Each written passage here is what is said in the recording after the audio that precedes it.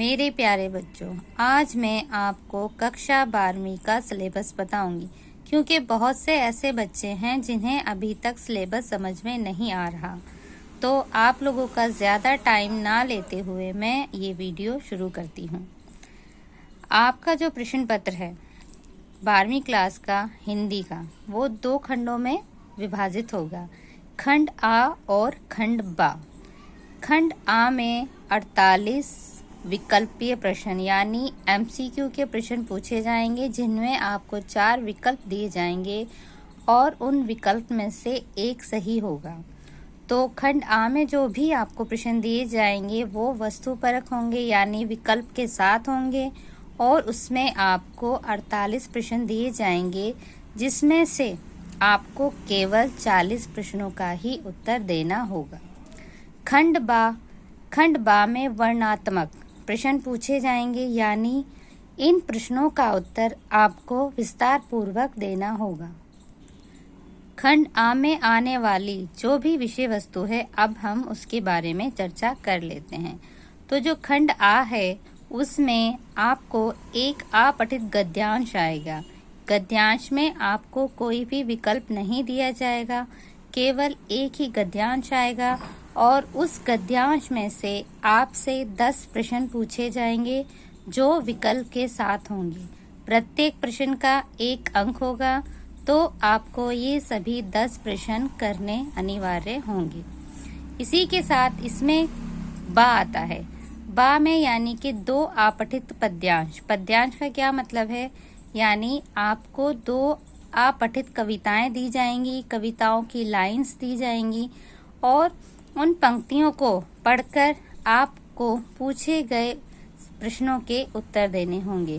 प्रश्न आपसे विकल्पीय पूछे जाएंगे यानी एमसीक्यू के प्रश्न होंगे। 4 ऑप्शन आपको दिए जाएंगे, जिसमें से एक ऑप्शन आपको चूज करना है। तो ये 8 प्रश्न होंगे और ये आपके 8 नंबर के होंगे, यानी कि प्रत्येक प्रश्न का 1 अंक होगा।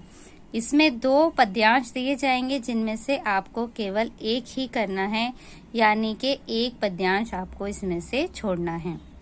इसी में अगला पार्ट है आपका अभिव्यक्ति और माध्यम पुस्तक का। अभिव्यक्ति और माध्यम की जो आपकी पुस्तक है, उसमें जो इकाई है यानी कि जो चैप्टर आ रहे हैं वो है इकाई 1। इकाई 1 यानी जनसंचार माध्यम और लेखन। तो अभिव्यक्ति और माध्यम की जो पुस्तक है उसमें जो पाठ नंबर 3, पाठ नंबर 4 और पाठ नंबर 5 पर आधारित बहुविकल्पीय प्रश्न आपसे पूछे जाएंगे। 5 प्रश्न इसमें आपसे पूछे जाएंगे जो विकल्प के साथ होंगे और प्रत्येक प्रश्न आपका 5 नंबर का होगा। इसी में जो तीसरा पाठ है यानी कि पाठ्य पुस्तक भाग 2 अंतरा में से भी आपसे क्या है कि 12 प्रश्न पूछे जाएंगे। प्रत्येक प्रश्न 1 अंक का होगा। इसमें अंतरा में जो भी कविता पाठ दिए गए हैं यानी जो भी काव्यांश दिए गए हैं, उनसे 6 बहुविकल्पीय प्रश्न पूछे जाएंगे और प्रत्येक प्रश्न 1 अंक का होगा। इसी में भाग बा यानी कि आपकी पुस्तक अंतरा में जो भी पाठ आपके सिलेबस में दिए गए हैं, जो आपके एग्जाम में आ रहे हैं, उनसे 6 बहुविकल्पीय प्रश्न पूछे जाएंगे। प्रत्येक प्रश्न 1 अंक का होगा। इसी में अगला पाठ है आपका नंबर 4, जिसमें है आपकी पूरक पाठ्य पुस्तक यानी कि अंतराल। अंतराल में से भी आपके सिलेबस में जो भी पाठ आ रहे हैं, उन पाठों से 5 बहुविकल्पीय प्रश्न पूछे जाएंगे। प्रत्येक प्रश्न के विकल्प आपको दिए जाएंगे और प्रत्येक प्रश्न 5 अंक का होगा। प्रत्येक प्रश्न 1 अंक का होगा। अब हम खंड बा की चर्चा करते हैं। तो जो खंड बा है, जो खंड बा आपके एग्जाम में आएगा, आपके पेपर में, हिंदी के पेपर में आएगा, उसमें जो भी प्रश्न आपसे किए जाएंगे, उन प्रश्नों का उत्तर आपको विस्तार पूर्वक देना होगा। उन प्रश्नों के लिए आपको कोई भी विकल्प नहीं दिया जाएगा। तो चलिए अब हम बात कर लेते हैं खंड बा यानी जिन प्रश्नों का उत्तर आपको विस्तार पूर्वक देना है। इसमें जो सबसे पहले आते हैं अभिव्यक्ति और माध्यम की। तो जो अभिव्यक्ति और माध्यम है उसमें से आपके 17 नंबर का आएगा। तो इसमें जो आपके इस अभिव्यक्ति और माध्यम में जो खंड बा में आपके प्रश्न आएंगे उनका उत्तर आपको विस्तार पूर्वक देना होगा। तो इस खंड में जो भी चैप्टर हैं, यानी कि आपके जो चैप्टर सिलेबस में आ रहे हैं, उन्हीं चैप्टर से, उन्हीं पाठों से विस्तार पूर्वक प्रश्न पूछे जाएंगे। तो आइए हम इसका देख लेते हैं। तो इकाई नंबर 1, तो जनसंचार माध्यम और लेखन, जैसे कि हमने खंड आ में बात की थी, पाठ नंबर 3, पाठ नंबर 4, पाठ नंबर 5। इकाई 2, सृजनात्मक लेखन, जिसमें आपके पाठ नंबर 6, पाठ नंबर 7, पाठ नंबर 8 और पाठ नंबर 13 आ रहे हैं। तो आप सभी को इन चैप्टर्स को बहुत अच्छे से पढ़ना है, क्योंकि आपको इन चैप्टर्स पर आधारित प्रश्नों के जो उत्तर हैं वो विस्तार पूर्वक देने होंगे। अब बात कर लेते हैं इसमें किस तरह के प्रश्न आएंगे। तो जैसे कि आपको स्क्रीन पर दिखाई दे रहा है, इसमें जो पहला पॉइंट दिया हुआ है, पहले पॉइंट में जो दिया गया है उसमें बताया गया है कि दिए गए 3 नए और अप्रत्याशित विषयों में से किसी एक विषय पर लगभग 120 शब्दों में आपको रचनात्मक लेखन करना होगा और ये प्रश्न आपका 5 अंक का आएगा। एक प्रश्न पूछा जाएगा जो अप्रत्याशित विषयों पर आधारित होगा। नंबर 2 जो पॉइंट है उसमें कविता, कहानी, नाटक की रचना प्रक्रिया और उससे संबंधित मुख्य बिंदुओं पर आपसे प्रश्न किए जाएंगे। इसमें 2 प्रश्न होंगे, जो कि प्रश्न 1 3 अंक का होगा और प्रश्न जो दूसरा इसी भाग का होगा वो 2 नंबर का होगा।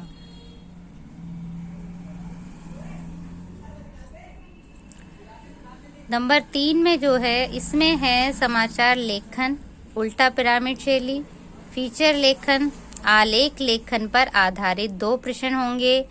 प्रत्येक प्रश्न 3 अंक का होगा और 2 प्रश्न आपसे इसमें पूछे जाएंगे। उसके बाद हम बात कर लेते हैं पाठ्य पुस्तक अंतरा भाग 2 और अंतराल भाग 2। नेक्स्ट पॉइंट की हम बात करते हैं। जो नेक्स्ट पॉइंट है वो आपका अंतरा और अंतराल से है। जो अंतरा और अंतराल यानी कि जो आपकी ये दोनों बुक हैं, इससे आपके एग्जाम में 23 नंबर का आएगा, जिसमें आपको विस्तार पूर्वक उत्तर देने हैं।